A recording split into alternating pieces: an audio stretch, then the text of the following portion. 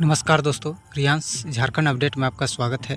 तो चलिए हम आज जानते हैं इस वीडियो में अटल पेंशन योजना से रिलेटेड। और अभी हमारे क्षेत्र में शादी का माहौल है, इसलिए आप सभी को कुछ कुछ गाने का भी गुनगुनाहट सुनाई देगी। तो चलिए हम इस वीडियो में आगे जानेंगे। अटल पेंशन योजना में दोगुनी धनराशि संभव। नई दिल्ली एजेंसी सरकार अटल पेंशन योजना APY के तहत मिलने वाली मासिक पेंशन की सीमा को दोगुना करने पर विचार कर रही है।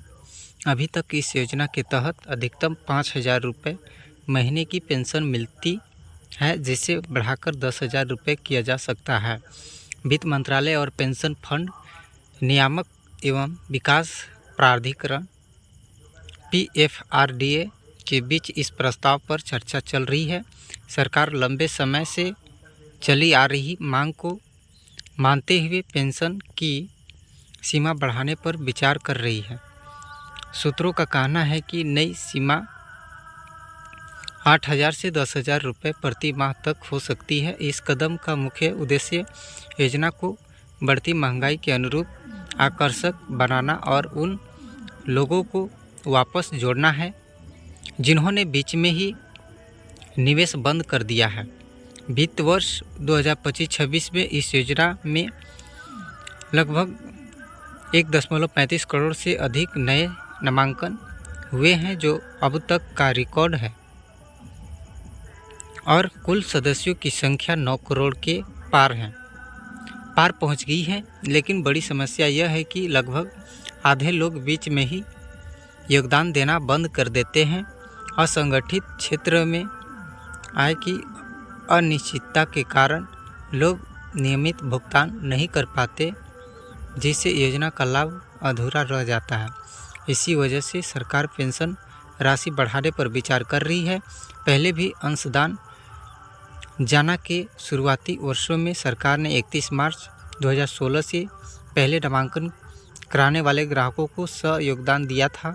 यह योगदान ग्राहक के योगदान का 50% था, जो प्रति वर्ष अधिकतम 1,000 रुपये तक सीमित था। यह लाभ वित्तीय वर्ष 2016 से 2020 तक 5 वर्ष के लिए उपलब्ध था। आगे गांव-गांव पहुंचकर नामांकन भी बढ़ाएंगे। इस योजना को गांव-गांव तक पहुंचाने और इससे अधिक लोगों को जोड़ने के लिए सरकार अब पेंशन सखियों और बैंक प्रतिनिधियों की भी मदद लेगी। इससे उन लोगों तक भी पेंशन की पहुंच बनेगी जो तकनीकी रूप से ज़्यादा जागरूक नहीं हैं। वे प्रतिनिधि असंगठित क्षेत्र के मजदूरों और छोटे कामगारों को योजना के लाभ समझाएंगे। क्या है मौजूदा योजना? यह योजना वर्ष 2015 में शुरू हुई थी। इसके तहत 60 साल की उम्र के बाद 1,000 रुपये से 5,000 रुपये तक की गारंटी शुदा मासिक पेंशन दी जाती है, जो व्यक्ति के अंशदान पर निर्भर करती है।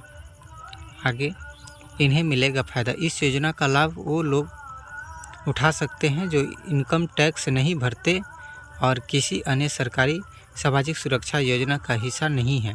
हाल ही में कैबिनेट ने इस योजना को वर्ष 2031 तक जारी रखने की मंजूरी दी है। चलिए और टॉपिकों में आगे जानते हैं, इस वीडियो में बने रहिए। पलामू के पाटन सामाजिक सुरक्षा पेंशन में सेंध फर्जी लाभुकों ने लाखों रुपए की निकासी की। पत्नी 12 साल से ले रही थी विधवा पेंशन, पति भी उठा रहा वृद्धा पेंशन। अब पैसे की वसूली होगी। पाटन प्रखंड की सगुना पंचायत में केंद्रीय सामाजिक सुरक्षा पेंशन योजनाओं के ऑडिट में बड़ा फर्जीवाड़ा सामने आया है। जांच रिपोर्ट में खुलासा हुआ है कि यहां वर्षों से अपात्र जीवित और मृत व्यक्तियों के नाम पर पेंशन की राशि निकाली जाती रही है। ऑडिट में 4 महिलाओं का मामला सामने आया है कि नाजमा बीबी पति जन्नतुल्लाह अंसारी समीरा बीबी पति हाकिम अंसारी, शहीदा बीबी पति हामिद मियाँ और शिवमानी देवी पति राजकुमार साव ये महिलाएं विधवा नहीं हैं। इसके बावजूद अप्रैल 2014 से लगातार विधवा पेंशन ले रही हैं। सबसे अहम बात यह है कि इनके पति जीवित हैं और खुद वृद्धावस्था पेंशन का लाभ ले रहे हैं। यानी एक ही परिवार में पति पत्नी दोनों अलग अलग योजनाओं का लाभ उठा रहे हैं। इस खुलासे से योजनाओं के क्रियान्वयन, दस्तावेज सत्यापन और निगरानी व्यवस्था पर गंभीर सवाल खड़े कर दिए हैं। नियमित ऑडिट के दौरान सगुना पंचायत की फाइलों की जांच की गई। भौतिक सत्यापन में टीम लीडर अखिलेश सिंह ने नेतृत्व वाली ऑडिट टीम को लाभुकों की सूची और ज़मीनी हकीकत में बड़ा अंतर मिला। टीम में पप्पू रंजन मिस्त्री, इंदू देवी पंचायत सचिव, मुख्तार अंसारी और सुरेंद्र सिंह सहित अन्य सदस्य शामिल थे। जांच के बाद पंचायत में हड़कंप मचा हुआ है और फर्जी लाभुकों में राशि लौटाने का डर बना हुआ है। आगे, सुगना पंचायत की सोशल ऑडिट में पकड़ी गई गड़बड़ियाँ। 33 लाभार्थियों की मौत 1 से 3 वर्ष पहले हुई, परिजन उठा रहे हैं पेंशन। सबसे गंभीर मामला 33 ऐसे लाभुक या लाभार्थी का है जिनकी मृत्यु 1 से 3 साल पहले हो चुकी है, लेकिन उनके नाम पर परिजन पेंशन की निकासी कर रहे हैं। इनमें द्वारिका भूइयाँ, सेतवरिया देवी, अलीजन अंसारी, गोकुल साव, हसीना बीबी, इंद्रदेव साव, जैबून बीबी, करीमन मोची, भानुमती देवी समेत 33 नाम शामिल हैं।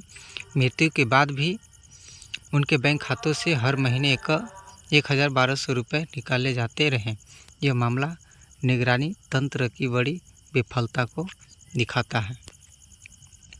फिजिकल वेरिफिकेशन में स्वस्थ मिले, फिर ले रहे थे विकलांग पेंशन। जांच में सीताराम मांझी और सूर्यमोची उर्फ सरयू मोची को विकलांग पेंशन मिल रही है। भौतिक सत्यापन में दोनों पूरी तरह स्वस्थ मिले। उनके पास मेडिकल प्रमाण पत्र भी नहीं था।